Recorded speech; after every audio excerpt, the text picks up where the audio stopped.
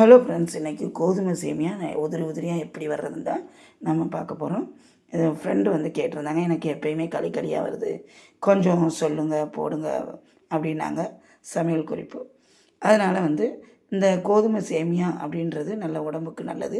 2 பாக்கெட்டில் 4 பேர் சாப்பிட்லாம். இப்போ 5 மினிட்ஸ் வந்து அப்படியே தண்ணியில் போட்டு நல்லா கொதிக்க விட்டுட்டு உப்பு போட்டு நல்லா லைட்டாக 5 மினிட்ஸ் எடுத்து கொஞ்சம் லேசாக ஒரு 5 மினிட்ஸ் தான் வைக்கணும். 5 மினிட்ஸ் வச்சோன்னா லைட்டாக இறுக்கமாக கொதி வரவும் டபக்குன்னு அப்படியே தண்ணியை வடித்து விட்டு இறுக்கமாக புழிஞ்சு அப்படியே இட்லி பாத்திரத்தில் ஒரு 5 மினிட்ஸ் வச்சுருங்க. 8 மினிட்ஸ் கூட வைங்க, கரெக்டாக இருக்கும். மூடி போட்டு மூடி வச்சுருங்க. இப்போ நம்ம தாளிப்புக்கு என்னென்ன வேணும் அப்படின்னா, அகண்ட பாத்திரத்தை வச்சுக்கோங்க. அகண்ட பாத்திரம் வெங்காயம், தக்காளி, கேரட்டு, பீன்ஸு, பச்சை மிளகாய், இஞ்சி பூண்டு. இதுக்கு வந்து கடலைப்பருப்பு தாளிப்புக்கு கடலெண்ணெய், கடுகு தாங்க. இஞ்சி பூண்டு பேஸ்ட்டு சேர்த்துக்கோங்க, பட்டை சேர்த்துக்கோங்க. நான் இந்த முறைப்படி தான் செய்வேன். இது மாதிரி நீங்கள் சண்டே இல்லாட்டி சாட்டர்டே அதுக்கு லீவில் இருக்கும்போது தேர்ந்தெடுத்து உதிரி உதிரியாக செஞ்சு கொடுக்கலாம். சூப்பரான தேங்காய் சட்னிக்கு அடிச்சுக்கிற முடியாது சைடிஷாக.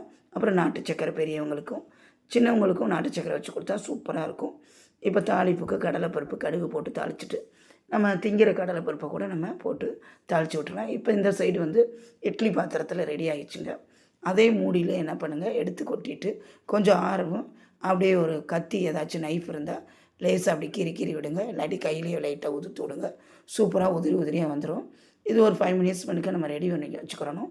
இங்கிட்ட கடாயில் வந்து நம்ம கடலைப்பருப்பு உளுந்து கடுகு போட்டு தாளித்து விட்டுட்டு பாருங்கள். மார்னிங்னா ஏர்லி மார்னிங் கொஞ்சம் ஒரு 7:30 போல் செய்கிறேன். சண்டே நினைக்கிறேன், அவங்க சூடாக சாப்பிட்றதுக்கு சண்டே வந்து இதை தேர்ந்தெடுப்பேன். இல்லாட்டி எனக்காச்சும் அவசரத்துக்கு மார்னிங் வந்து செஞ்சு கொடுப்பேன். அதை சாப்பிட்டு போயிடுவாங்க. ஸ்கூலுக்குமே வந்து கேட்பாங்க எங்கள் பையங்க, நாட்டு சர்க்கரை வச்சு கொண்டு போயிடுவாங்க. அது என்னமோ பிடிக்கும் அவங்களுக்கு.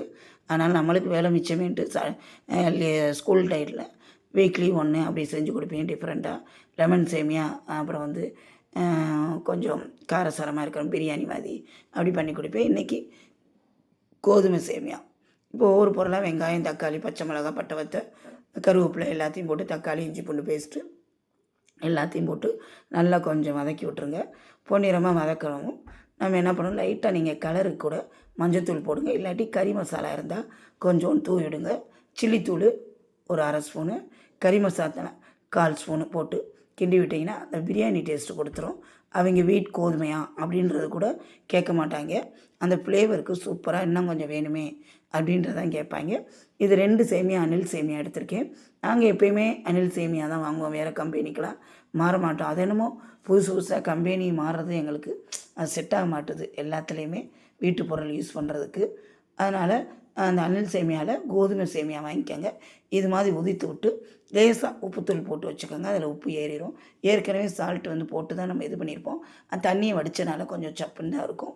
இப்போ காய் வேகிறதுக்கு கொஞ்சம் சால்ட்டு போட்டு நம்ம நல்லா கொஞ்சம் ஆஃப் ஆயில் மாதிரி வெந்த பிறகு இப்போ நம்ம உதுத்து வச்சுருக்கோம்ல, அதுக்கு முன்னுக்கே வந்து நீங்கள் வந்து பொடி வந்து சில்லி பொடி, கரம் மசாலா சேர்க்குறதுனா சேர்த்துக்கோங்க. இது வந்து நம்ம 150 கிராம் 2 பாக்கெட் எடுத்துக்கிட்டேன். 4 பேர் சாப்பிட்லாங்க. சூப்பராக எம்மியாக இருக்கும். ஒரு நல்ல ஒரு கலோரிஸ் கொடுக்கக்கூடியது. நம்மளுக்கு ஃபேட்லாம் வந்து இதில் அதிகமாக இல்லை. இதை நான் சொல்கிறதுக்காண்டி தான் போட்டேன். வீட்டிலையே சும்மாவே சொல்லுவாங்க, கோதுமையில் வந்து கலோரிஸ் வந்து ஃபேட்டாக வந்து அதிகம் இல்லை அப்படின்வாங்க.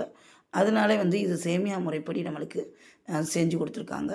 அதனால் இந்த சேமியாவை வீக்லி இல்லாட்டி 2 வீக்ஸ் ஒரு தடவை இதை யூஸ் பண்ணலாம். சூப்பரான ஒரு கம்பெனி அணில் சேமியா. இது எங்கள் ஃபேமிலியோட ஃபேவரட்ஸ் கம்பெனி கூட சொல்லலாம். விளம்பரத்துக்காண்டி சொல்லலை. ஒரு கம்பெனி வாங்கினா அணில் சேமியா, அணில் ரவா, அப்படியே அந்த அணில் அந்த சம்பா கோதுமை அப்படி தான் வாங்குவேன். அதேமாரி இந்த பொடியில் வந்து சக்தி மசாலா அதவே தான் வாங்குவேன். வேறு எதுவுமே வாங்க மாட்டேன். அது என்னமோ செட் ஆகாது எங்களுக்கு. அதே கம்பெனி தான் நாங்கள் வாங்கி பழக்கம். இப்போ அதை போட்டு நல்லா கிளறி விட்டு கலர்ஃபுல்லான எம்மியான கொத்தமல்லி தூவி விட்டு இறக்கிட்டு சைடிஷ்க்கு வந்து நீங்கள் சக்கரை, நாட்டு சக்கரை, அப்படி காரசாரமான தக்காளி சட்னி, தேங்காய் சட்னி வச்சு சாப்பிட்லாம். இந்த முறைப்படி நீங்கள் செஞ்சு பாருங்கள். உதிரி உதிரியான கோதுமை சேமியா ரெடிங்க.